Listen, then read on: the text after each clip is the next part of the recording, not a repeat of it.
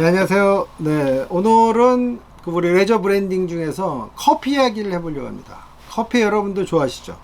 저도 개인적으로 커피 상당히 좋아해서 하루에 한 4잔에서 5잔 정도 마시는 것 같습니다. 근데 좀 나이가 들다 보니까 여담이지만 저녁 시간에는 커피를 좀 잘 안 알게 되더라고요. 잠을 좀 잘 못 자서 그런데 한 3시, 4시까지는 커피를 이제 즐겨서 제가 이제 마시고 있는데, 저도 그 원두 커피를 커피 머신도 있고 직접 이렇게 갈아서 마시기도 하는데, 그 원두 커피 제가 직접 갈 때 그 향을 딱 맡으면서 갈 때는 저도 모르게 너무 즐거워서 콧노래가 나올 정도의 기쁨을 갖고 커피를 대하곤 합니다. 그래서 오늘 이렇게 커피, 바로 블루버터리라고 하는 브랜드를 설명하려고 가져 나왔습니다. 여러분들 지금 우리나라의 커피 그 시장이 어느 정도 된다고 생각하십니까? 지금 2023년 기준으로 보면 현대경제연구원의 그 전망에 따르면 현재 규모가 8조 6천억 정도로 된다고 합니다. 그러니까 2016년 대비해서는 대략 한 6조 원 정도가 증가됐다고 그러니까 한국 시장의 커피 이 규모는 엄청나다. 두 번째는 폭발적 성장하고 있다고 얘기해 볼 수 있습니다. 저도 오늘 모커피 거기서 꿀 아메리카노를 마셨는데, 정말 뭐 다양하게 그 커피 제품이 있다는 것도 깨달았고, 커피는 뭐 라떼가 되건 또는 뭐 지금 얘기하는 꿀 아이스 아메리카노가 됐건 또는 또 시네몬이 들어간 라떼가 됐건 그때 기분에 따라서 맛이 달라지고, 또한 그 여러 가지 섞어지는 것에 따라서도 우리한테 유혹으로 다가오는 것 같습니다.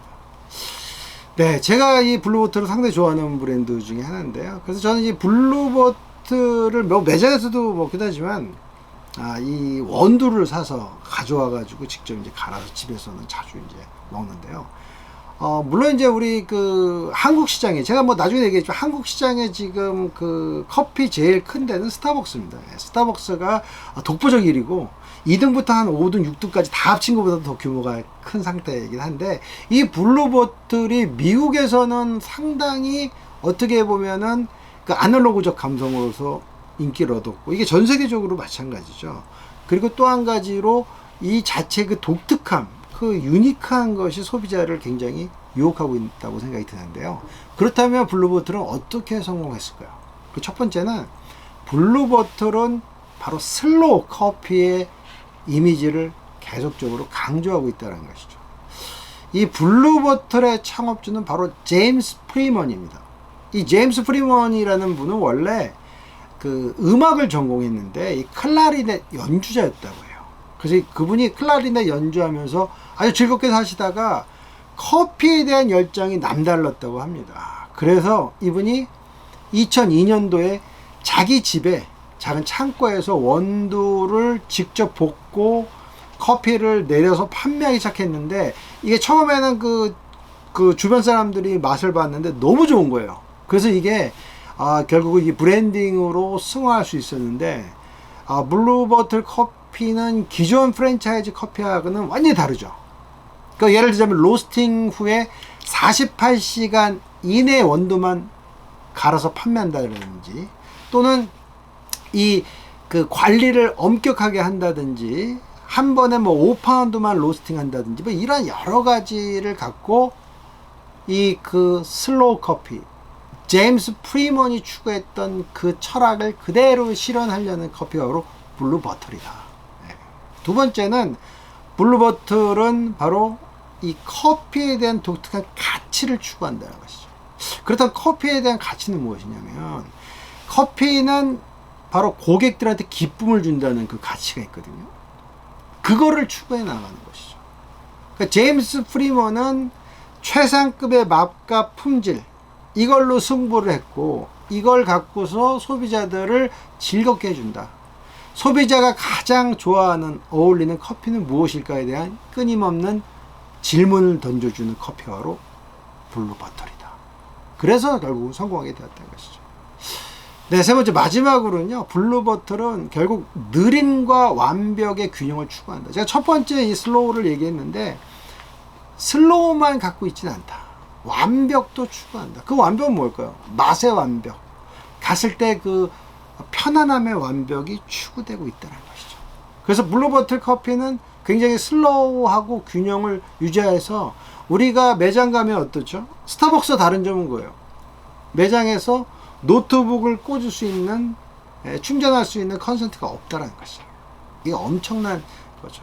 그냥 커피를 완전히 즐겨라. 거기는 커피 즐기고 좋아하는 사람, 사랑하는 사람, 내 친구들과 세상 살아가는 이야기를 할 수 있는 공간이라는 것이죠. 커피는 어떻게 보면 정을 나누는 그런 매체가 아닐까 싶습니다. 그거를 완전히 브랜딩에 성공한 사람이 바로 지금 얘기했던 제임스 프리먼이고, 이걸 하나의 세계적인 상품으로 만든 브랜드가 블루버틀이다. 물론 네슬레가 블루버틀을 6천억 넘는 돈으로 인수했죠. 물론 그 제임스 프리먼은 다 팔진 않았죠. 예. 지분의 한 60% 이상을 팔았지만 그래도 엄청난 돈으로 네슬레가 인수했습니다. 그 이유는 뭘까요?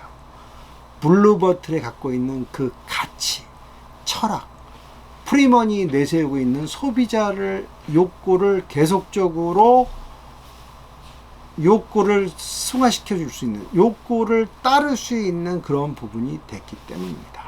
그래서 앞으로 우리는 여러분들 그 블루버틀을 대할 때 이 제임스 프리먼의 철학을 한 번 정도 생각하고 커피를 마시면 좋을 것 같고요.